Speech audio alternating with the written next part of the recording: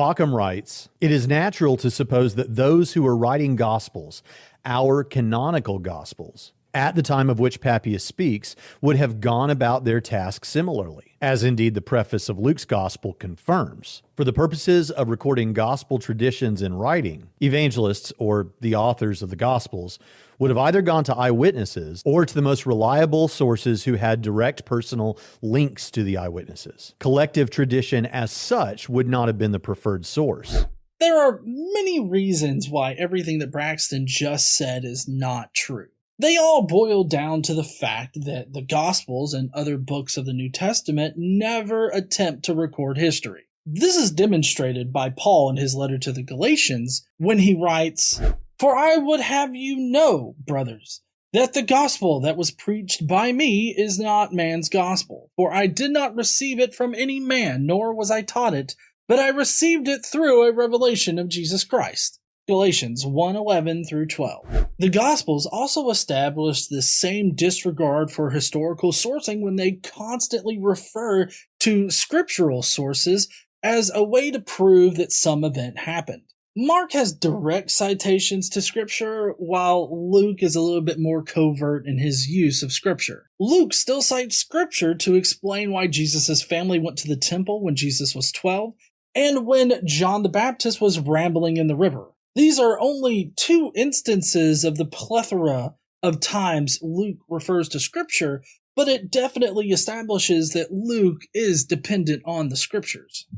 Alright, so now let's compare the Gospel of Luke to an actual historical account of someone's life. Let's pick Alexander the Great by Arrian. First, let's take a look at how Luke introduces his sources and methodology for writing his gospel. Many have undertaken to draw up an account of the things that have been fulfilled among us, just as they were handed down to us by those who from the first were eyewitnesses and servants of the word.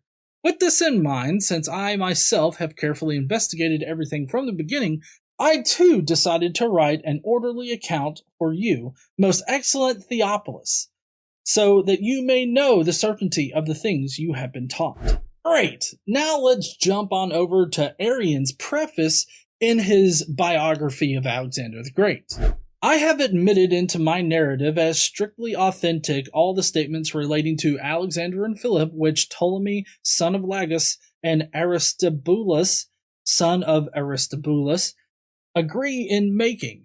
And from those statements which differ, I have selected that which appears to me the more credible and at the same time the more deserving of record. But in my opinion, the narratives of Ptolemy and Aristobulus are more worthy of credit than the rest. Aristobulus, because he served under King Alexander in his expedition, and Ptolemy, not only because he accompanied Alexander in his expedition, but also because he was himself a king afterwards.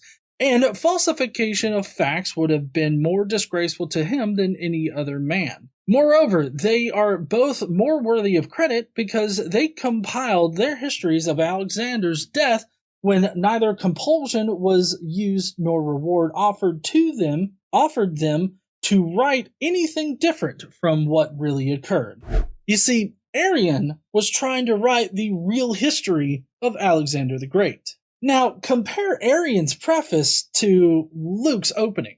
Arrian directly cites the names of people and why he feels they would provide the most accurate accounts of Alexander's life. He also addresses his methodology for reconciling any contradictions between the two accounts. And what do we get from Luke? Do we get the same kind of historical citation or methodology? No, we don't. We get ambiguous references to eyewitnesses, with no citation as to who they are or why they would provide the best accounts. And we know absolutely nothing about his methodology for reconciling differences between his eyewitnesses. If you were a historian at this time, this is not how you would write a historical account about somebody. Luke does give us some insight into his goal of his gospel with the line, so that you may know the certainty of the things that you have been taught. As the Oxford Annotated Bible points out,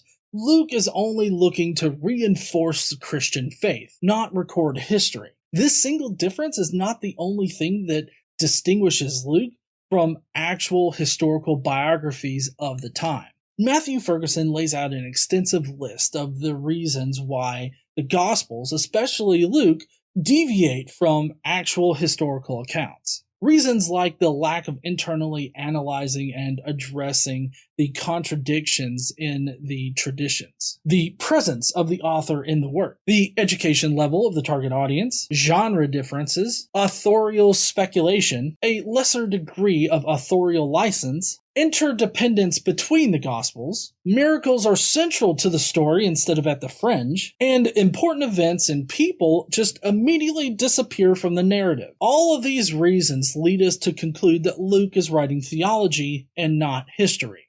It's incredibly wrong to portray Luke as a historical source.